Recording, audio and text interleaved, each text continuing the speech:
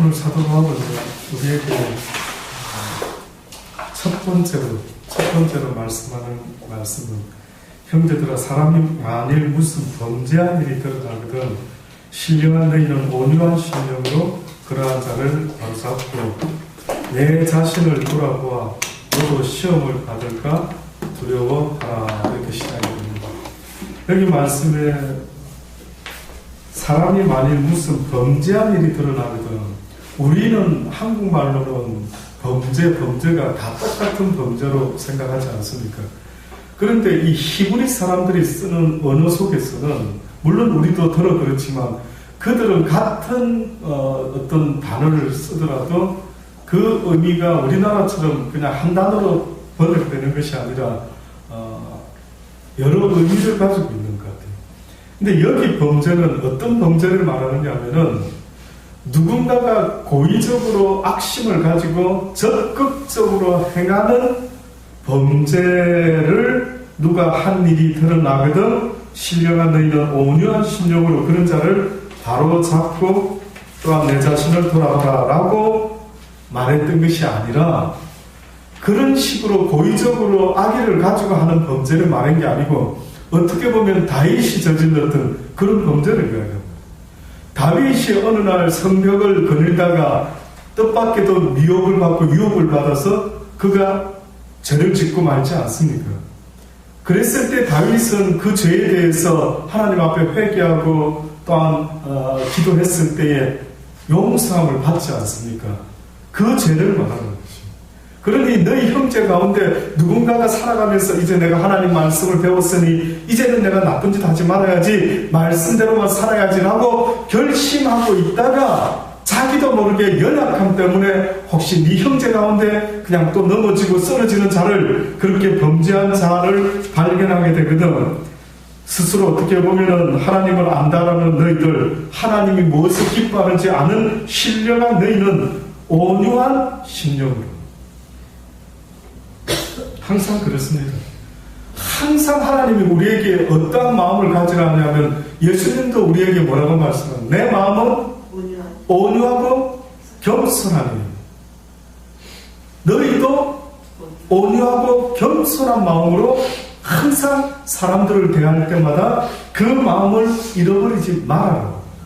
생각해 보셨습니까? 온유한 마음이 뭐지? 겸손한 마음이 뭐지?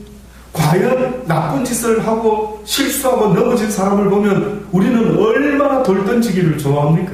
그래서 우리가 잘 아는 것처럼 성경에 가늠한 여인을 잡았을 때에 유대인들이 예수가 어떻게 하는지 보려고 그 여인을 돌로 그냥 죽이려고 던져서 그냥 그 여인을 아주 정죄하려고 했을 때에, 뜻밖에도 예수님은 뭐라고 이야기합니까?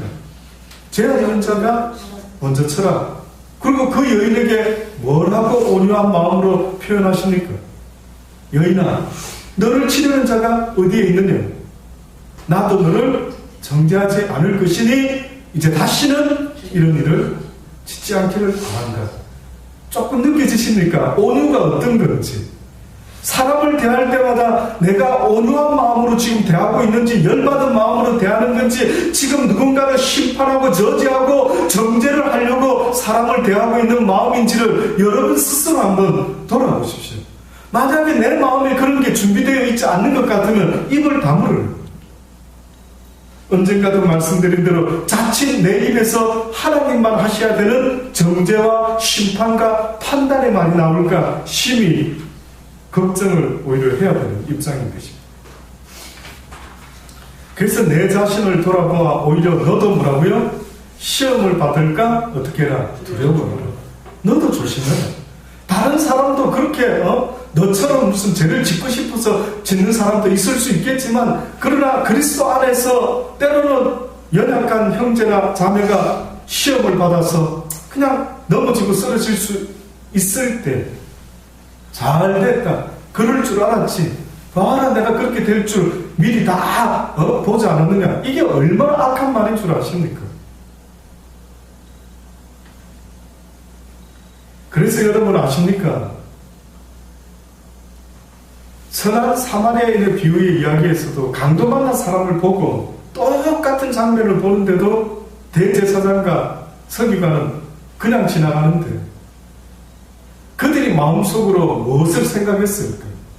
어떻게 보면 조심하지. 너 밤중에 왜 이거 안 됐다. 안 그냥 도와주고 싶어도 그냥 바빠서 예배가 있었어. 제사가 있었어. 만약에 내 육신의 부모 형제라 했다면은 누군가가 그러한 내 부모 형제가 강도를 만나 죽어간다 했을 때 그를 도와줬다 한다면 여러분 기분이 어떨 것 같습니까? 그 마음 너무 고맙고 고맙지 않겠습니까? 정말로 은인입니다 라고 고백할 정도로. 그런데 하나님은 우리에게 늘 말씀하는 게 결단코 판단하고 정죄하고 심판하고 비방하고 시기하고 질투하는 것, 이거는 결단코 나 여호와께로부터 오는 것이 아니다. 오직 하나님이 원하는 것은 바로 사랑이라는 것입니다. 그래서 지금 바울이 너희 중에 누군가가 미혹당해서 죄를 짓게 되었을 때에 정죄하지 말고 뭐 해라는 줄 아십니까? 사랑으로 서로의 짐을 지어 주어라. 너희가 짐을 서로 지라. 2절에 그리하여 그리스도의 법을 성취하라. 만일 누가 아무에게도 되지 못하가 된 줄로 생각하면 스스로 속입니다. 다시 말해서 자기는 안 넘어질 듯이 자기는 뭔가 대단한 사람인 것으로 스스로 섰는 줄 알고 생각한다면 넘어질까 오히려 조심하는 자가 되어라. 결단코 어떤 형제가 넘어지고 쓰러질 때 너희가 해야 될 의무가 있다면 그것은 그 짐을 너희가 오히려 져줘야 된다. 그래서 성경에 보면은 특별히 마태복음 7장 우리가 잘 아는 말씀이 있죠. 마태복음 7장 1절로 보면 비판을 받지 아니하거든 비판하지 말라. 너희의 비판하는 그 비판으로 너희가 비판을 받게 된다. 너희가 비판하는 그대로 너도 비판을 받게 된다는 사실을 잊지 마. 그러니 결국은 내 입에서 비판이 나오고 있다라고 하는 그것은 결국 너도 그와 똑같은 인간으로 취급하겠다라고 하나님은 뜻밖에도 그런 식의 논리도 갖다 듭니다. 나는 이런 죄를 짓지 않았는데 어째서 제가 이 사람하고 똑같은 하나님 앞에 취급을 받아야 됩니까? 억울합니다. 나는 이런 죄 짓지 않았는데 라고 하지만 하나님은 너는 이런 죄 짓지 않았는지 모르지만 너도 이 사람의 형편이 되면 너도 똑같은 죄를 짓게 될 것을 사람은 몰라도 나는 아는 일. 그러니 네가 그 사람에 대해서 비판하고 정죄하는 그것으로 나도 너를 똑같이 비판하고 정죄한다. 네가 그를 용서했느냐? 그럼 나도 너를 용서할 것이다. 네가 그 사람을 사랑으로 덮었느냐? 그러면 나도 너를 사랑으로 덮을 것이다. 너희의 헤아리는 그 헤아림으로 너희가 헤아림을 받을 것이다. 어찌하여 형제의 눈 속에 있는 티는 보고 내 눈 속에 있는 들보는 깨닫지 못하느냐. 보라 내 눈 속에 들보가 있는데 어찌하여 형제에게 말하기를 나로 내 눈 속에 있는 티를 빼게 하라 하겠느냐. 너는 형제의 눈에 티를 보는 것 같지만 그 모습이 바로 네 속에도 있음을 왜 알지 못하느냐. 네가 보는 그 티는 요만큼이라면 네 속에 있는 티는 들보와 같아요. 오히려 그 사람보다 네 속에 더 문제가 많다라는 걸 왜 알지 못하느냐. 그러니 결국 이 말씀도 남의 눈에 티를 보면 나도 저러고 있지 않는가를 얼른 돌아봐라는 겁니다. 날마다 나를 좀 돌아보라고요. 날마다 여러분의 영혼이 불쌍하지도 않습니까? 날마다 뭐 때문에 이렇게 애를 쓰고 살아가는데요. 뭐 때문에 교회 나와서 날마다 기도하고 애를 쓰는데요. 그 첫 번째 이유가 뭔 줄 아십니까? 내 영혼을 좀 생각해라는 겁니다. 하나님은 네 영혼 좀 돌아보라. 남 이야기는 그만하고 다른 사람 이야기는 좀 그만하고 네 영혼이 지금 어떤 상태인지를 네 스스로 좀 돌아보면 좋겠다. 뜻밖에도 이 이야기를 머릿속으로는 아멘이 되는 것 같은데요. 여러분 한번 보세요. 하루 종일 누구 말하면서 사는지. 누구 말합니까? 나에 대해서 스스로 이야기합니까? 용호야 오늘 네 하루 살았지? 그래 아침에 어떤 생각했어 너? 아침에 그 생각했니? 그래 너 오늘 누구 만나가지고 어떻게 했어? 그래 이렇게 저렇게 했어? 그때 왜 그랬을까? 그렇게 하지 말지. 오히려 이렇게 하는 게 더 낫지 않았겠어? 여러분은 여러분 자신에 대해서 말을 많이 하면서 살아가는 것 같습니까? 그렇지 않으면 다른 사람에 대한 이야기를 더 많이 하고 살아가고 있는 것 같습니까? 저 생각에는 다른 사람을 더 많이 이야기하는 것 같습니다. 하루 종일 밖에 나가보면은 나를 쳐다보는 시간보다 지나가는 사람들 쳐다보는 게 더 많지 않습니까? 언제 여러분이 여러분 혼자만의 시간을 그렇게 하루 중에 시간 내어서 스스로를 돌아보는 시간 가져보는 사람들이 몇 명이나 되겠습니까? 저는 너무 혼자 있으니까 어느 때는 막 숨이 막힐 것 같더라고요. 때로는. 그러나 어떻게 보면 뭔가 이유가 있으실 거예요. 하나님이 내 자신을 돌아보면 굳이 가족들과 떨어뜨려 놨을 때에 어떻게 보면 이 시간에 뭐 해라라고 이러고 있을까? 너를 돌아봐라. 그런 면에서는 어떻게 보면은 참 하나님의 은혜 중에 은혜지 않을까? 만나는 사람과 보내는 시간보다 누군가와 보내는 시간보다 내 스스로와 늘 있는 시간이 더 많은 입장에서는 어떻게 보면 하나님의 은혜인 겁니다.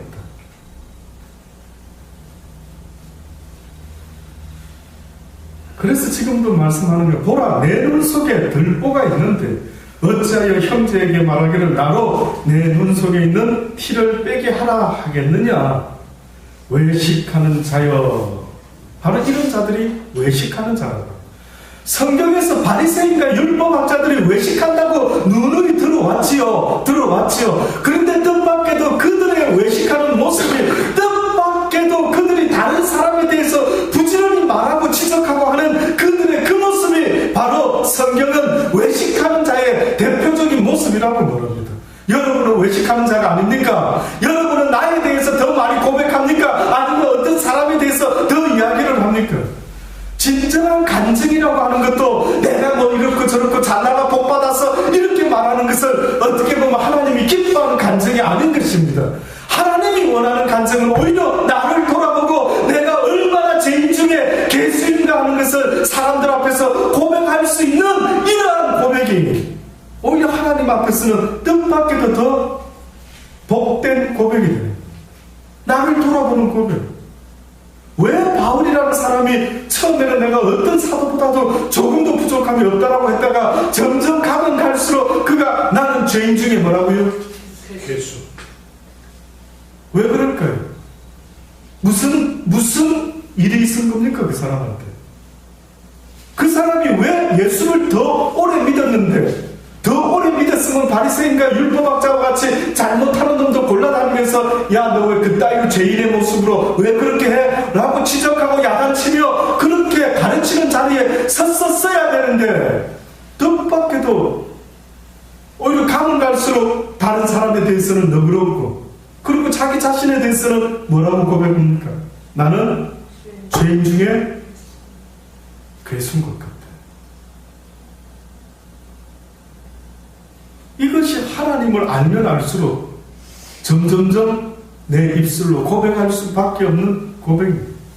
하나님을 모를 때는 그냥 모르는 만큼 나는 누구보다 적당히 괜찮은 인생을 살겠지라고 생각하면서 상대적인 기준으로 인간의 기준, 바리새인의 기준은 어떻게 보면 상대적인 기준이었습니다. 자기 중심적인 기준을 가지고 상대를 평가하는 그런 상대적인 기준을 가요.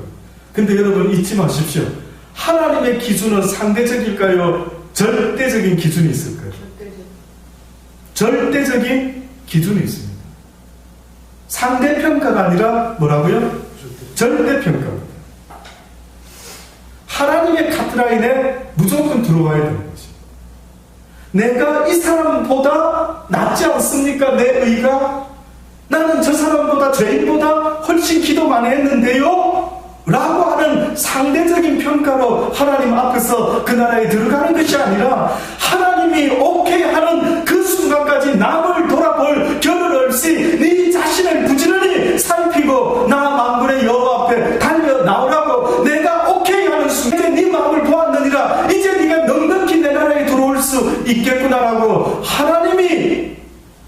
오케이 하는 그 순간까지요. 멈추지 말고 달려오라는 거예요.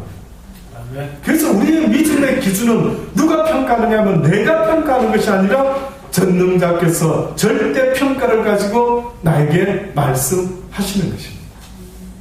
그래서 어떤 말할 이유가 나는 저 평신도보다 목사인데 하나님 틀림없이 나는 하늘나라 앞자리 가겠죠. 이렇게 말할 수가 없다. 이렇게 말할 수가 없다.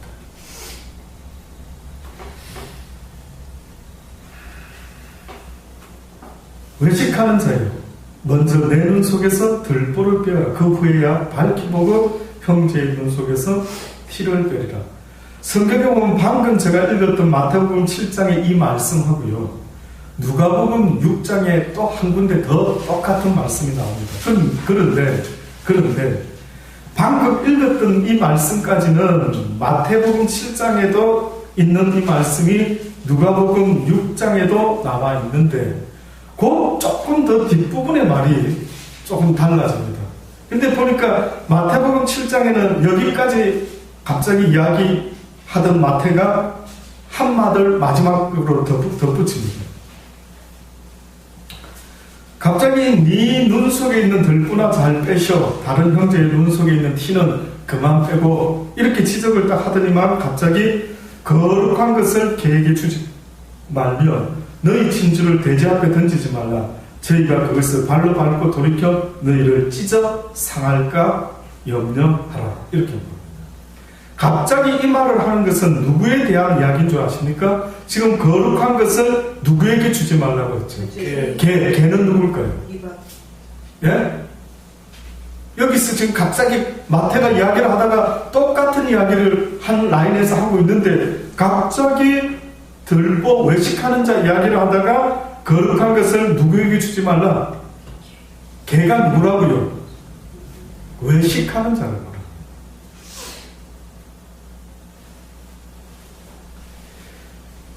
개라고 말하는 이 표현은 되게 좋지는 못합니다. 그렇죠? 예. 근데 거룩한 것을 개한테 주지 마라 했을 때 또 생각나는 장면이 떠오르십니까? 예수님께서 이방 어떤 여인을 만났을 때 어떻게 주인의 상에다 베풀어야 될 이런 귀한 음식을 갖다가 누가 개한테 줄 자가 있느냐 이랬죠. 근데 분명히 그 여인은 개 취급을 받았는데 뜻밖에도 그 귀한 음식을 얻어먹습니까? 얻어먹지 않습니까? 얻어먹죠. 그래서 그 예수님이 보고 와, 네 대단한 믿음 가졌구나. 그래서 부스러기도 먹지 않나이까 주소서 주여 어찌하여 거절하시나이까 라고 했을 때 네 말에 일리가 있다 해가지고 오히려 걔한테 주지 않겠다라는 그 은혜와 그 복을 그 여인에게 주지 않았습니까? 근데 지금 이 말씀은 뜻밖에도 거룩한 것을 개에게 주지 말라. 누구 들으라고 지금 말하는 것 같습니까? 누구 보고 지금 개라고 말하는 것 같아요, 주님이? 성경에 주님이 개라고 말하는 대상이 딱 한 부류밖에 없습니다. 하나님을 아노라 하면서 개만도 못한 삶을 살아가는 자. 또다시 말하면 하나님을 안다라고 하면서 그 말씀을 귀하게 여기지 않고 행하지 않는 개 같은 자들. 아주 강하게 하나님은, 그러니까 예수님이 열받고 있는 대상들이 있었는데 그 대상이 누구냐면 아예 그냥 하나님을 나는 잘 모르겠다. 나 하나님 잘 모르겠어. 그분은 뭘 원할까 나한테 이래서 배워가려고 했었으면 오히려 괜찮은데 한다라는 말이 나는 하나님에 대해서 꽤 알아. 나는 하나님을 너희들에게 가르쳐 줄 수 있어. 이렇게 해서 지도자가 되어가지고 하나님을 가르치는 그들이요. 실상은 그 말씀대로 오히려 행치 않는 그 모습을 보신 주님은 몰라서 행하지 못하는 개만도 못하다. 전혀 하나님 이야기를 듣지 못했던 이방인들, 그들을 주님은 개라고 이야기했죠. 그래서 자기들 멋대로 살아가는 인간들, 전혀 하나님의 뜻과는 관계없이 살아가는 그 인생들을 어떻게 보면 주님은 그 이방인들을 개라고 했는데 오히려 전혀 반대인 바리새인과 율법학자 서기관들, 이들은 오히려 하나님의 말씀을 잘 아니 그 말씀에 순종하며 세상의 빛과 소금의 모습으로 살았어야만 되는데, 뜻밖에도 그들은 전혀 하나님을 모르는 자보다도 더 못한 자의 모습과 같이 살았던 그들, 늘 남의 눈에 티만 빼고 앉아있었던 그들, 갑자기 그들을 향해서 어떻게 보면 거룩한 것을 개에게 주지 말라. 너희 진주를 돼지 앞에 던지지 말라. 저희가 그것을 발로 밟고 돌이켜 너희를 찢어 상하게 할까 염려하라. 그래서 세례 요한이 염려했던 것입니다. 그래서 세례 요한이 그들이 오는 걸 보고 화들짝 놀래가지고, 어머나 너희들이 왜 나한테로 오지? 너희들이 와가지고 웃자려고 그러지? 이 복음을 듣고 구원받으려고 그렇게 기대를 하고 오는 걸까? 아니면 이 복음을 또 짓밟으려고 오는 건가? 근데 누가복음 6장에는 이 방금 마태가 거룩한 것을 하고 한마디를 결론적으로 덧붙였던 것처럼, 누가는 어떤 결론을 덧붙였느냐 하면, 못된 열매 맺는 좋은 나무가 없고 또 좋은 열매 맺는 못된 나무가 없느니라. 44절에 보니 또 나무는 각각 그 열매를 안 하니 그 열매로 안 하니 가시나무에게서 무화과를 또는 찔레에서 포도를 따지 못하느니라. 선한 사람은 마음에 쌓은 선에서 뭘 내고요? 선을 내고, 악한 자는 그 쌓은 악에서 뭘 낸다고요? 악을 내나니 이는 마음에 가득한 것을 뭘로 말한다고요? 입으로 말한다. 그러니 결국은 다른 사람들을 형제가 약해서 넘어지고 쓰러진 것을 갖다 대놓고 막 비방하고 정죄하고 판단하고 심판하는, 그것은 그 속에 무엇이 가득하다라는 거예요? 악이 가득하다. 악한 것이 가득하다. 그러니 그들이 실제 삶 속에서 그들의 역할을 충실히 했다라고 하는 그것이 문제가 아니라, 그들의 입에서 나오는 그 말이 문제가 아니라, 그들의 행실을 본받지 말라는 것은 그들이 평상시 때 어떤 모습으로 살아가고 있는지를 보아라는 겁니다. 교회 안에서야 목사들이 최고 아닙니까? 늘 하나님 말씀 전하고 하니까 교회 안에서는 왕 중에 왕 아니겠습니까? 그러나 그들의 말과 그들의 행동은 다 똑같은 게 아니들. 그러니 어떤 목사의 입에서 나오는 어떤 말보다는 때로는 평신도의 입에서 나오는 그 말이 결국은 하나님이 그가 무엇을 마음에 품고 무엇을 쌓았는지를 보겠다는 말씀입니다.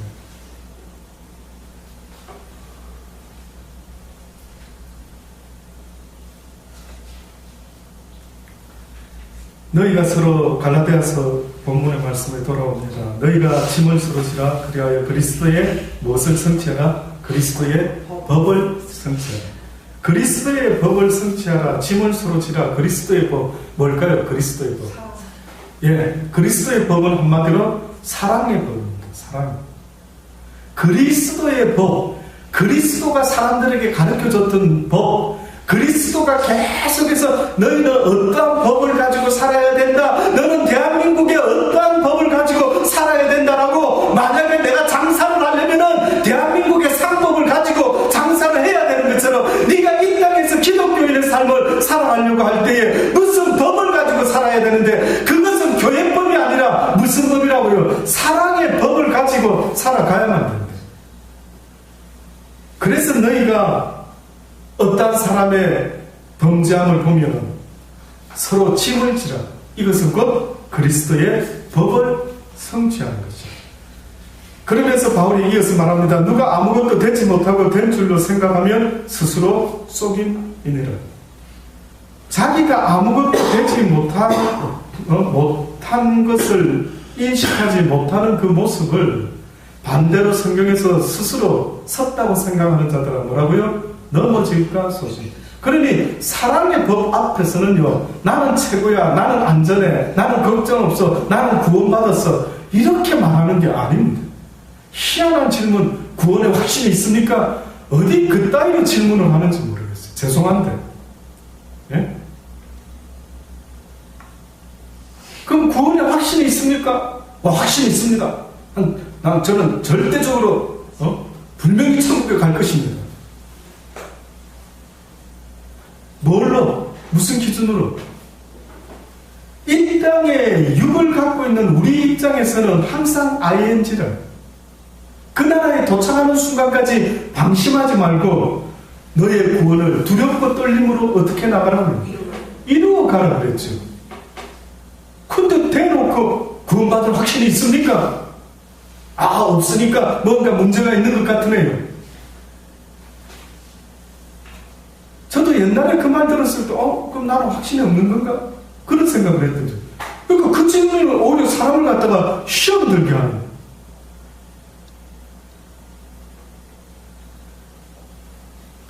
누가 아무것도 되지 못하고 된 줄로 생각하면 스스로 어떻게 하는 거라고요? 쏘는 것이. 그래서 사도 바울도 뭐라고 해요? 내가 앞에 있는 표대를 향해서 어떻게 한다고요? 날마다 달려가는 것입니다. 내가 이미 이루었다 함도 아니요, 이미 붙잡았다 함도 아니요. 계속 그것을 잡기 위해서 나는 달려가고 있는 존재다라고 그렇게 믿음의 경주를 달려간다라고 고백했는데 잡았습니까? 이제 끝났습니까? 이제 확실합니까? 가봐야 되죠.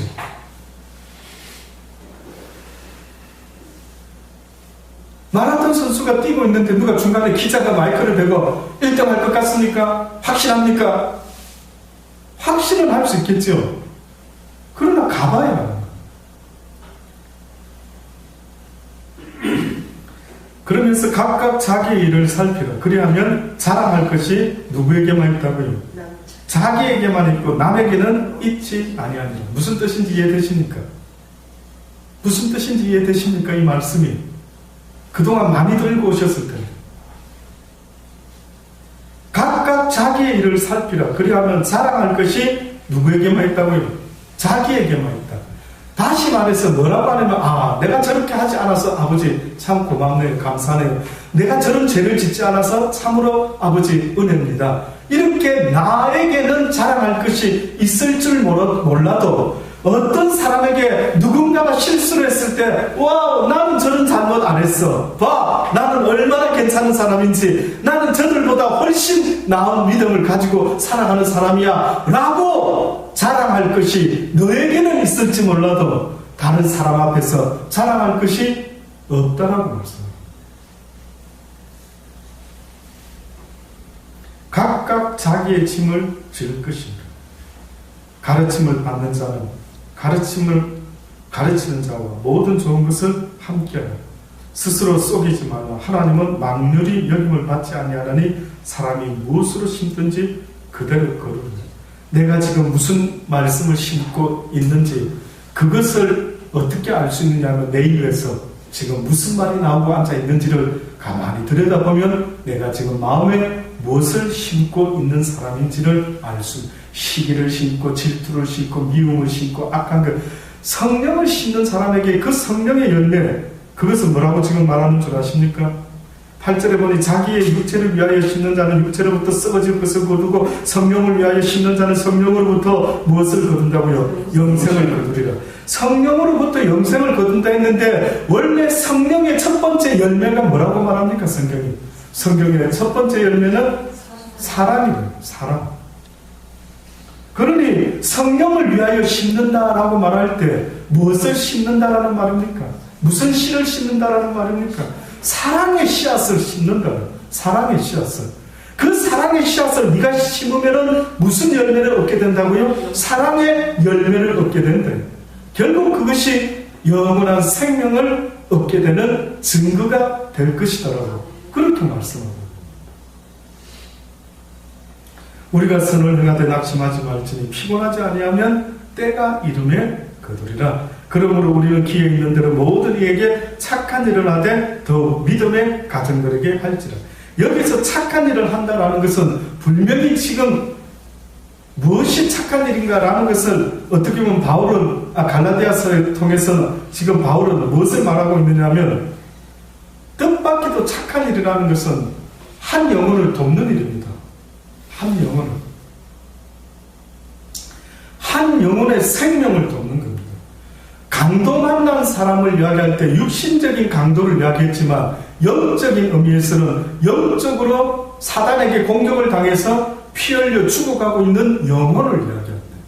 보면 사단에게 쏘가가지고 미혹을 당해서 고의적인 건 아닌데 내가 일부러 이렇게 피 흘리는 죄 가운데 떨어질 줄은 모르고 사단의 미혹을 받아가지고 에덴에서 아담과 하와가 쫓겨난 것처럼 내가 어느 날 생각도 못했는데 사단 놈한테 쏘갔대.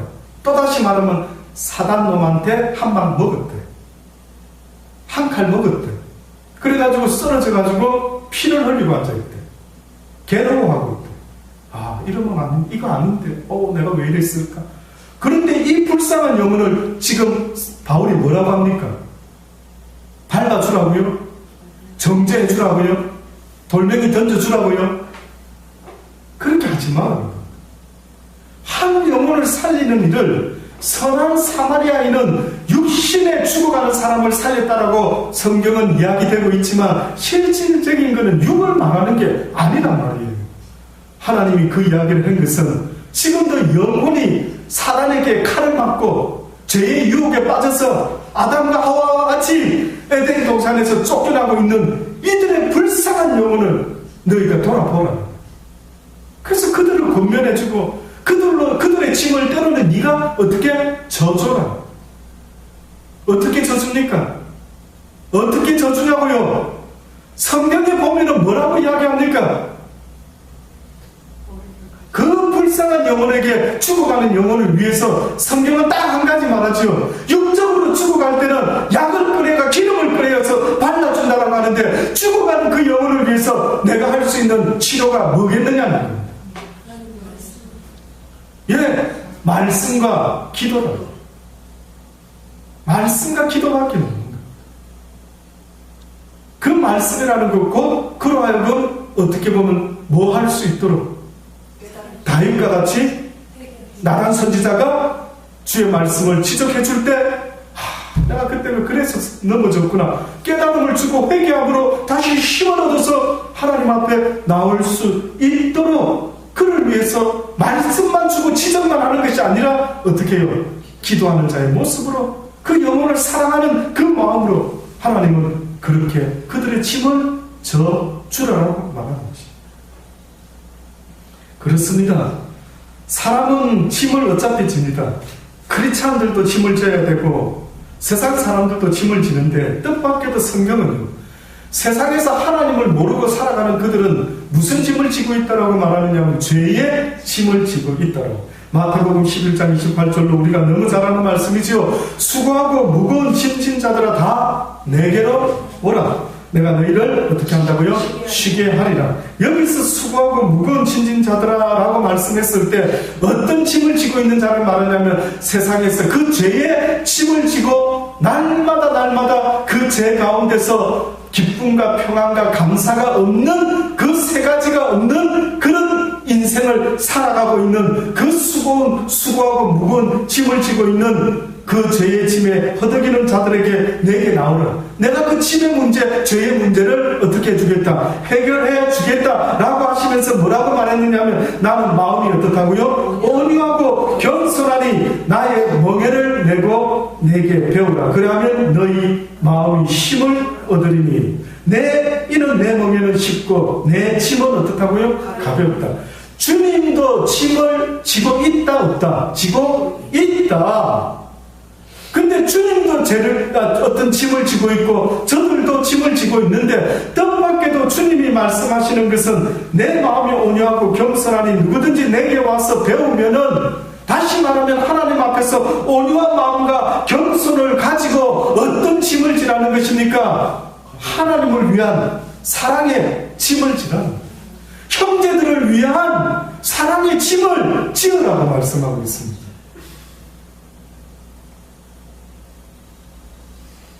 그래서 바울이 이것을 모든 이 착한 일을 하되 더욱 믿음의 가정에게는, 박집사 가정 이야기하는 거 아닙니다. 박집사의 언니들, 동생, 누구, 그 믿음의 가정들을 이야기하는 게 아닙니다. 예수 그리스도 안에서 한 형제 자매된 모든 그리스도 안에서 하나된 가정을 이루어요. 다시 말하면 너희는 먼저 그리스도 안에서 형제라고 말하는 자들에게, 그리스도 안에서 자매라고 말하는 자들에게, 그리스도 안에서 내 모친이요, 내 형제요, 내 자매라고 말할 수 있는 그들에게 먼저 그리하라. 그 말은 그들이 하나님을 알고 살아가다가 같이 이렇게 신앙생활 하다가 뜻밖의 유혹으로 넘어지고 쓰러지는 그들을 함부로 정죄하고 판단하지 말고 도와주라는 것입니다.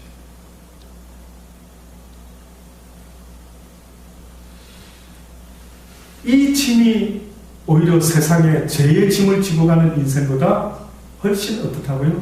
가볍다. 뜻밖이지.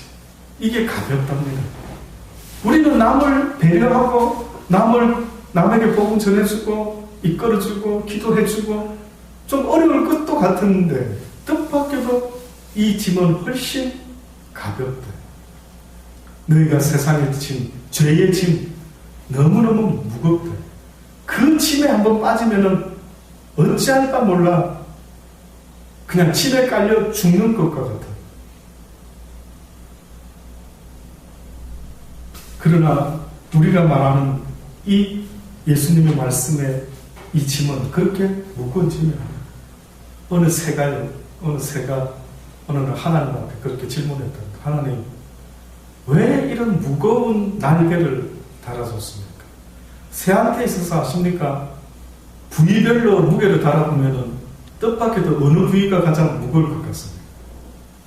상상 안 해보셨지만, 생각도 안 해보셨겠지만 잠깐 한번 생각해 보십시오. 새한테 가장 뼈가 많이 들어가 있고 어디 무거운 부위가 있다면 물론 머리도 될 수도 있겠는데 뜻밖에도 전체적으로 볼 때는요, 새에게 있어서 가장 무거운 부분이 날개랍니다. 그래서 이 새가 어느 날 너무 무거운 날개 때문에 하나님께 가서 질문한, 하나님, 뭐 때문에 이렇게 무거운 날개를 붙였습니까? 이렇게 새가 물어요. 그때 하나님이 뭐라고 대답하셨을까요? 얘야, 그 날개 때문에 네가 하늘을 헐헐 날아가지 않느냐. 우리가 생각하는 그 믿음의 무게는 너무 힘들어요, 아버지. 때로는 너무 무겁습니다. 라고도 할 수 있겠지만 세상의 그 죄의 짐보다는 훨씬 가볍다. 오히려 그 짐은 나도 살리고 너도 살리는 거예요. 그래서 어느 선교사님이 아프리카에서 원주민들을 선교하다가 어느 날 그 원주민들하고 강을 건너는데 갑자기 강을 건너가는데 가뜩이나 강에 물살이 꽤 센 듯한데도 어떻게 건너지 하고 있었는데 그 원주민 한 사람이 돌멩이 큰 걸 하나 들어가지고 선교사님한테 주면서 이걸 가지고 건너야 돼. 도무지 이해가 안 돼요. 근데 보니까 다 그 돌멩이 하나씩을 들고 강물을 건너기 시작하는. 여러분 감 잡지 않습니까? 뭐 때문에 그랬을까요? 예, 뜻밖에도요, 돌멩이를 치지 않고 그냥 가면 그 강물의 세기에 사람들이 건너지 못하고 다 떠내려가는 거예요. 근데 뜻밖이죠. 물속에 들어가는데 돌멩이를 안고 그 물로 들어가면은 뜻밖에도 그 돌멩이의 무게 때문에 내가 그 물살에 밀려가지 아니하고 안전하게 건너갈 수가 있다는 거예요. 부인하고 싶죠. 이 돌멩이 무거워서 싫어요. 이 날개가 무거워서 싫어요. 라고 말할 수 있겠지만 저는 여러분에게 분명히 주의 이름으로 말씀을 전하기를 원합니다. 너희가 나의 멍에를 메고 나의 마음의 자세로 온유함과 겸손함으로 이 사랑의 짐을 지는 자들은 훨씬 가벼울 것이다. 결코 무겁지 않더라도 우리에게 말씀하십니다. 아무쪼록 여러분이 기왕의 짐을 진다면 세상의 죄의 짐에 무거워 어찌할 바 몰라는 그런 무거운 인생을 사시지 말고 오히려 남을 섬기는 그 일이 여러분의 삶에 오히려 헐헐 여러분의 영혼을 하나님의 나라에까지 날아갈 수 있도록 인도할 수 있는 그러한 복된 사랑의 짐을 지고 살아갈 수 있게 되기를 간절히 주의 이름으로 축원합니다. 아멘. 기도하시겠습니다. 하나님, 그렇습니다. 서로 짐을 지라고 거듭거듭 주님 말씀하시는데 어리석게도 우리는 그 짐이 무겁다고 지지 않고 있지는 않습니까? 그 짐을 서로 질 수 있는 사랑의 마음을 가지게 도와 주옵소서. 그 사랑의 짐을 평생 지고 갈 수 있는 그러한 각오를 할 수 있기를 원합니다. 아버지, 이제는 결심하였으니 이제는 살아가는 날 동안 죄의 짐을 잔뜩 지고 살아가는, 무엇을 먹을까, 무엇을 마실까, 무엇을 입을까 걱정 근심하는 죄의 결과를 가지고 사는 어리석은 인생의 짐을 지는 자가 되지 말게 하시고, 이제는 그 모든 걸 내려놓고 주님께 가서 이제는 짐을 바꾸기를 원합니다. 이제는 사랑의 짐을 지고 이제는 서로를 위하여 섬기며 사랑으로 모든 허물과 잘못을 용서할 줄 아는 그러한 짐을 지며 살아갈 수 있는 우리 모두가 되게 하여 주옵소서. 예수님의 이름으로 감사하며 기도드리옵나이다. 아멘.